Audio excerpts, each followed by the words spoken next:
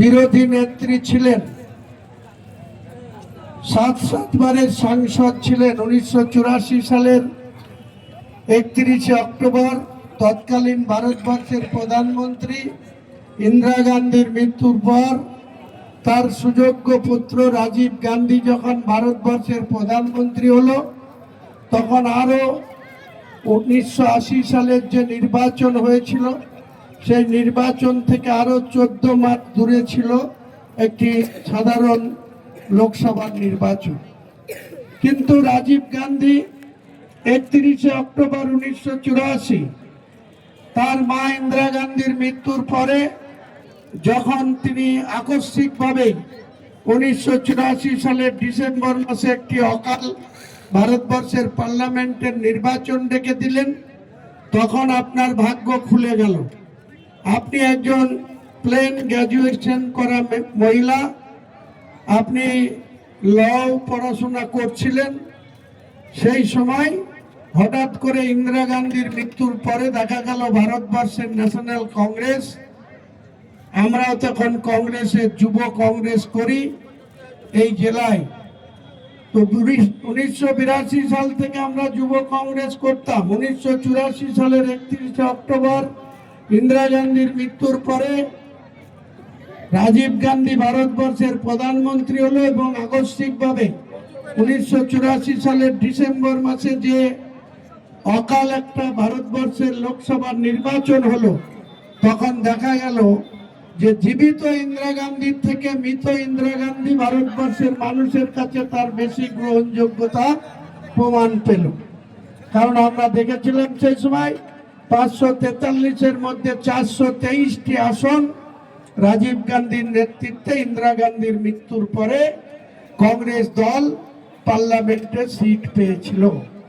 আর এই বাংলায় সিপিএম নামক যে সরকার ছিল, কংগ্রেস জ্যোতি বাসু মুখ্যমন্ত্রী ছিল, তার নেতৃত্বে সেই সময় সব থেকে বেশি আসন এই বাংলা থেকে 42-এর মধ্যে লোকসভায় 16টি আসন কংগ্রেস দখল করল। যে কংগ্রেস 16টি আসন দখল করলো, তার মধ্যে অন্যতম কনিষ্ঠ সাংসদ এই মমতা বন্দ্যোপাধ্যায়। প্রয়াত সুব্রত মুখোপাধ্যায়ের সঙ্গে রাজীব গান্ধীর সুখ্যাতি ছিল, তাই রাজীব গান্ধীকে প্রয়াত সুব্রত মুখোপাধ্যায় বলেছিল যে যাদবপুরে প্রখ্যাত আইনজীবী সোমনাথ চট্টোপাধ্যায়, মার্ক্সবাদী কমিউনিস্ট পার্টির নেতা, সে যখন যাদবপুরে লোকসভার সাংসদ, তার বিরুদ্ধেই মমতা বন্দ্যোপাধ্যায়কে সুব্রত মুখোপাধ্যায়ের অনুরোধে রাজীব গান্ধী কংগ্রেস দলের টিকিট দিয়েছিল। সেই শুরুটা কোনো গ্রাম পঞ্চায়েত, কোনো পৌরসভা কাউন্সিলরের নির্বাচনে না অংশগ্রহণ করে মমতা বন্দ্যোপাধ্যায়, আপনি এতটাই সৌভাগ্যবান মহিলা, সরাসরি আপনি 1984 সালের সেই ডিসেম্বরের নির্বাচনে যাদবপুর কেন্দ্রের মতো মার্ক্সবাদী কমিউনিস্ট পার্টির বর্ষিয়ান নেতা বা সাংসদ, তার বিরুদ্ধে আপনাকে প্রার্থী করলো। মানুষ আপনাকে ভোট দিয়ে কনিষ্ঠতম সাংসদ হিসাবে সেদিন লোকসভায় 1984 সালে আপনি 42-এর মধ্যে 16টা সাংসদ জিতে মমতা বন্দ্যোপাধ্যায় আপনি সাংসদ হয়েছিলেন। আপনার রাজনৈতিক চরিত্র নিয়ে আমি কোনো বাজে কথা বলতে চাই না, বলবো না, কিন্তু আপনি ধীরে ধীরে যত লংজিভিটি আপনার বাড়ল, যতবার আপনি বারবার সাংসদ হলেন, কখনো আপনি অটল বিহারী বাজপেয়ীকে ডেকে নিয়ে আসলেন, কখনো সিপিএম এর সঙ্গে ঘনিষ্ঠতার অভিযোগ তুলে কংগ্রেস ত্যাগ করে নিজে তৃণমূল কংগ্রেসের জন্ম দিলেন। সেই কংগ্রেসকে আবার 98 সালের 1 জানুয়ারি তৃণমূল কংগ্রেস করার পর আবার 2001 সালে সেই কংগ্রেসের হাত ধরলেন। তাহলে আপনার কোথায় নীতিবোধ আছে? আপনি কোথায়? আপনি আজকে হুমায়ুন কবিরকে বলছেন আমি নাকি বিজেপির টাকায় রাজনীতি করছি, আমি নাকি বিজেপির বি টিম, আমি নাকি গদ্দার, আমি নাকি পোকামাকড়ের সঙ্গে আমাকে তুলনা করা হচ্ছে। 4 ডিসেম্বর 2025 বহরমপুরে ডায়াস থেকে যখন আপনি বক্তৃতা করলেন, তখন হুমায়ুন কবির সম্বন্ধে এই কটু কথা, এই কুকথা আপনি বললেন। তার আগে এই বহরমপুরে দাঁড়িয়ে বর্তমান আপনার দলের রাজ্যসভার সাংসদ, প্রাক্তন director general of police Rajeev কুমারের সামনে এবং চিফ সেক্রেটারি মনোজ পন্থের সামনে, তৎকালীন জেলা শাসক রাজশ্রী মিত্রের সামনে আপনি এই হুমায়ুন কবিরকে বলেছিলেন ভেরি স্ট্রং ম্যান। তাহলে আপনি কত দ্বিচারিতা করতে পারেন, কত মিথ্যাচার করতে পারেন আপনার গদি আঁকড়িয়ে থাকার জন্য? যে হুমায়ুন কবিরকে আপনি আপনার নিজেই সার্টিফিকেট দেন স্ট্রং ম্যান বলে, আবার সেই আপনার স্বার্থে যখন ব্যাঘাত ঘটে, আপনার বিরুদ্ধে যখন কথা বলা হয়, আপনার বিরোধিতা যখন করা হয়, আপনার ব্যক্তিগত বিরোধিতা না করে রাজনৈতিক শিষ্টাচারের বিরুদ্ধে যখন কথা বলা হয়, তখন আপনি সেই হুমায়ুন কবিরকে মুর্শিদাবাদের স্টেডিয়ামের ডায়াস থেকে কীট পতঙ্গের সঙ্গে তুলনা করেন, গদ্দার আখ্যা দেন।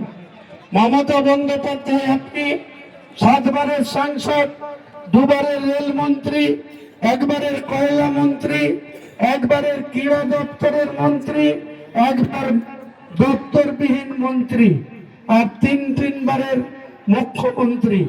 আপনি এই মুসলমান সম্প্রদায়কে ভোট নিয়ে বারবার এমপি হয়েছেন, 3 বারের মুখ্যমন্ত্রী হয়েছেন। এই মুসলমানদের আপনি প্রকৃতপক্ষে কি উপকার করেছেন?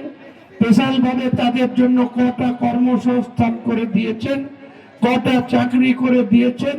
শুধু লড়াই লাগিয়ে দিয়েছেন, মারামারি ঝামেলা। 34 বছরে মুসলমানদের ইউজ অ্যান্ড থ্রু করত। একইভাবে মমতা বন্দ্যোপাধ্যায় 2011 সালে কংগ্রেসকে সঙ্গে নিয়ে আপনি 182টি আসন পেলেন, কংগ্রেস 42টা আসন পেয়েছিল, তার মধ্যে হুমায়ুন কবির ছিল।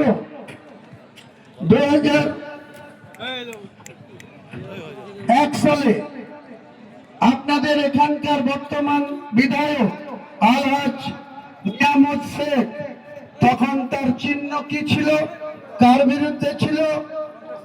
তৃণমূলের প্রার্থী কে ছিল?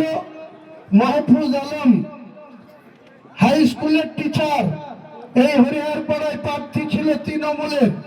পাশে নওদায় আলহাজ নাসির উদ্দিন খান, তিনি তৃণমূলের প্রার্থী ছিল। ভরতপুরে প্রার্থী ছিল অ্যাডভোকেট কাঞ্চনলাল মুখার্জি, তৃণমূলের। এই অধীর রঞ্জন চৌধুরী কংগ্রেসে বসে কালিদাসের মতো কংগ্রেসের ডাল কেটে জোট না মেনে এই নিয়ামত হাজিকে সেদিন টিবল চিহ্ন নিয়ে দাঁড় করিয়েছিল। পাশে নওদাতে বাস চিহ্ন নিয়ে বর্তমান মুর্শিদাবাদের এমপি আবু তাহের খানকে কংগ্রেসের পঞ্চায়েত সমিতির সভাপতি। 2001 সালে 98 সালের পঞ্চায়েত নির্বাচনে ভোট পেয়েছিল কংগ্রেস দল। আবু তাহের খান তখন পঞ্চায়েত সমিতির সভাপতি 1998 সালের পঞ্চায়েত নির্বাচনে। 2001 সালে তিনার চিহ্ন কি ছিল? বাস চিহ্ন। তাহলে দ্বিচারিতা, দল ত্যাগ মমতা বন্দ্যোপাধ্যায় করেননি, নিয়ামত হাজি আপনি করেননি। আপনি কখনো কংগ্রেসের হাত প্রতীকে, কখনো টিবল চিহ্নে, কখনো আজকে জোড়া ফুল চিহ্নে। তাহলে আপনাদের যে ক্যারেক্টার, হুমায়ুন কবিরও ঠিক তাই করেছে, পিঠ বাঁচানোর জন্য। যখন দেয়ালে পিঠ থেকে গিয়েছে, যখন এই মমতা বন্দ্যোপাধ্যায়ের প্রশাসন 2018 সালের পঞ্চায়েত নির্বাচনে জলঙ্গি থেকে বড়ুয়া, ফারাক্কা থেকে রেজিনগর, পুরো সিপিএম, কংগ্রেস, বিজেপি, তখন এই সেকুলার ফ্রন্ট ছিল না, আম জনতা উন্নয়ন পার্টিও ছিল না। 2018 সালের পঞ্চায়েতে নির্বাচনে কাউকে মনোনয়ন করতে দেওয়া হয়নি। তৃণমূলের গুন্ডারা আর পুলিশকে সঙ্গে নিয়ে সিপিএম কেও প্রার্থী হতে দেয়নি, মনোনয়ন সাবমিট করতে দেয়নি, এবং বিজেপি কেও দেয়নি, কংগ্রেস কেও দেয়নি। তাই আমরা সেদিন প্রতিবাদ করে আমরা বিজেপিতে গেছিলাম।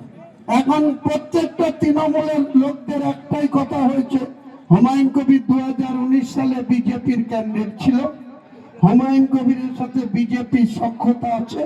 তা আপনার সাথে যদি সখ্যতা বিজেপির না থাকে, আপনার ভাইপোর নামে চুরির দায়ে, টাকা তছরূপের দায়ে, কোটি কোটি টাকা লুটার দায়ে একটা মামলায় 73 জায়গায় চার্জশিটে নাম আছে।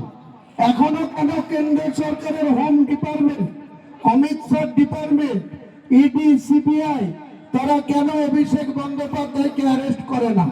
আপনার সঙ্গে তলায় তলায় লাইন না থাকলে কেন তারা অ্যারেস্ট হয় না? কেন পার্থ চট্টোপাধ্যায় 50 কোটি টাকা চুরি করে 3 বছর জেলের ঘানি টেনে জামিন পেয়ে যায়? কিসের স্বার্থে?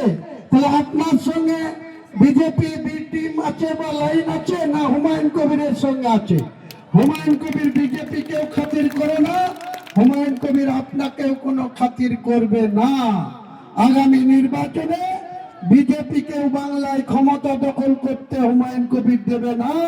হুমায়ুন কবিরের সম্প্রদায় মুসলমান ভাইদের কাছে একটাই দাবি থাকবে, 2026 সালের ভোটে গোটা মুর্শিদাবাদ জেলার 22টা সিটের মধ্যে প্রত্যেকটা সিটে যে মুসলমান ভোট আছে তার শতকরা 80% ভোট হুমায়ুন কবিরের নেতৃত্বে যারা প্রার্থী হবে তাদেরকে আপনাদেরকে একবার সুযোগ দিতে হবে, ভোট দিতে হবে।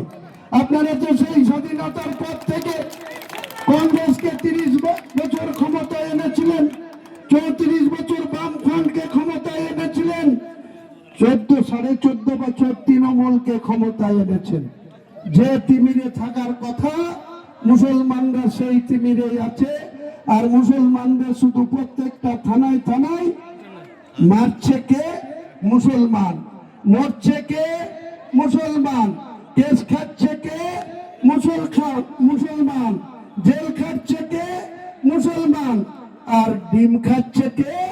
হরিয়ারপাড়ার আইসি অরূপ বাবুরা, অরূপ রায়রা। এই তো আজকে বাংলার মুখ্যমন্ত্রীর চরিত্র।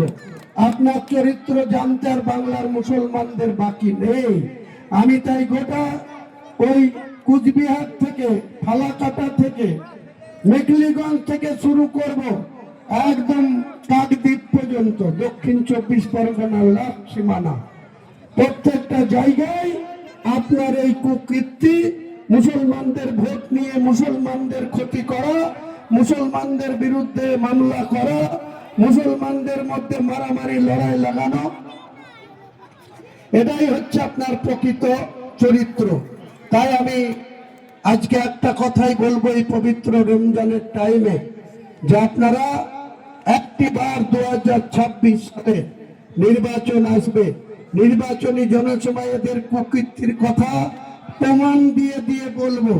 আপনারা একটা বারের জন্য সুবিচার করবেন এবং আমাদের উপরে আস্থা ভরসা রেখে আগামী দিনে আমাদের একবার সুযোগ দেবেন। দেখবেন বাংলার মসনদটা আমাদের রিমোট কন্ট্রোলে চলবে, বাংলার মুসলমানদের হাতেই থাকবে ক্ষমতাটা। ছোটবেলায় যে পুতুল নাচ দেখতেন না, পুতুল নাচের সুতো টেনে পিছন থেকে পুতুলকে নাচানো হতো, সামনে পুতুল নাচতো, পিছনে একজন সুতো টেনে নাচাতো। বাংলার মুখ্যমন্ত্রী আগামী দিনে যেই হোক, তাকে এই মুসলমানরা হুমায়ুন কবির সুতো টেনে নাচাবে বাংলার মুখ্যমন্ত্রীকে। কোন রকমই মুসলিম বিরোধী কোনো কাজ করতে দেবে না, কোনো মতেই ওয়াকফের সম্পত্তি দখল করতে দেবে না, কোনো মতেই এসআইআর এর নামে মুসলমানদের 11 লক্ষ মানুষের ভোটের নাম 9 লক্ষ মানুষের মুসলমানদের ভোট বাইরে রেখে ভোট হতে দেব না।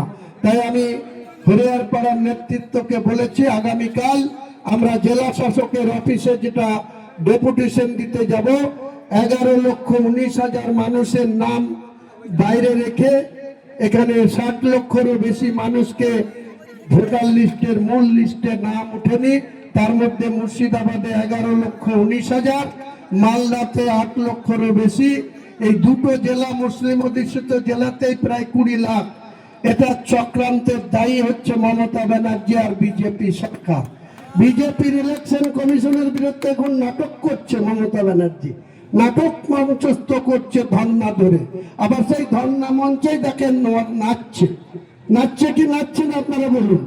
তাহলে যে ভোটারদের অধিকার প্রতিষ্ঠা করার জন্য যে আন্দোলন করে, সেখানে নাচ কিসব? মমতা বন্দ্যোপাধ্যায়কে উচিত শিক্ষা আগামী ভোটে দিতে হবে, এটাই আপনাদের কাছে আমার আবেদন থাকলো। সবাইকে আমার সালাম জানিয়ে আমার বক্তব্য আজকে শেষ করলাম। আগামী দিনে রাজনৈতিক মঞ্চে যখন বক্তৃতা করতে আসবো, ধরবো, শুরু করব 1 ঘন্টা 40 মিনিট এদের কুকীর্তির কথা আপনাদের সামনে তুলে ধরবো, তারপরে আপনারা বিচার করে ভোট দেবেন। সালামু আলাইকুম।